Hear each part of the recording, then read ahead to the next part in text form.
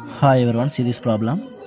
4,000 రూపీస్ను అప్పుగా తీసుకుని 20% చక్రవడ్డీతో 2 years తర్వాత ఎంత వడ్డీ చెల్లించవలను అన్నాడు. సో ఇది కాంపౌండ్ ఇంట్రెస్ట్ అవుతుంది చక్రవడ్డీ.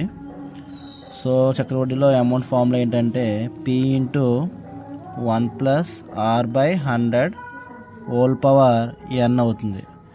ఓకే, P అని ప్రిన్సిపల్ అమౌంట్ అంటే ఇచ్చిన అసలు అన్నమాట, R అంటే రేట్ ఆఫ్ ఇంట్రెస్ట్, n అంటే time period. So amount find out చేద్దాం. ఫస్ట్ ప్రిన్సిపల్ అమౌంట్ ఎంత ఇచ్చాడు, 4,000 రూపీస్ ఇచ్చాడు. 4,000 into 1 plus rate of interest ఎంత 20/100, ఎన్ ఎంత, టైం ఎంత 2 years. సో స్క్వేర్ వేసుకో. ఓకే, 0 0 క్యాన్సిల్, 2 టేబుల్లో 2 1 time, 10 5 times. So that is equal to 4,000 into 5 1s are 5, 5 + 1 6, 6/5 whole square అవుతుంది. సో 4,000 ఇంటూ 6 స్క్వేర్ అంటే 6 ఇంటూ 6, 5 స్క్వేర్ అంటే 5 ఇంటూ 5. సో 5 టేబుల్లో 4,000 టైమ్స్ పోతుంది, 800 టైమ్స్.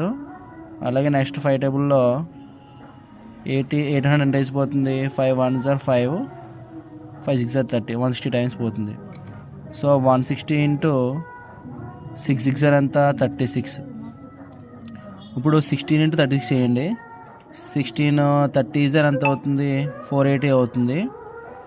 16 6 ఎంత 96. సో 6 8 + 9 17, 5 7 6. సో ఎంత వచ్చింది, 5760 వచ్చింది. ఇది మొత్తం అమౌంట్. మనకు కాంపౌండ్ ఇంట్రెస్ట్ అడిగాడు కాబట్టి కాంపౌండ్ ఇంట్రెస్ట్ ఫార్ములా ఏంటంటే మొత్తం అమౌంట్లోంచి ప్రిన్సిపల్ అమౌంట్ తీసేస్తే కాంపౌండ్ ఇంట్రెస్ట్ వస్తుంది.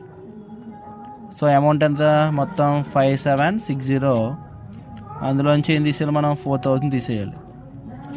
సో 4,000 తీసేస్తే ఎంత అవుతుంది, 1760. ఇది కాంపౌండ్ ఇంట్రెస్ట్ అవుతుంది.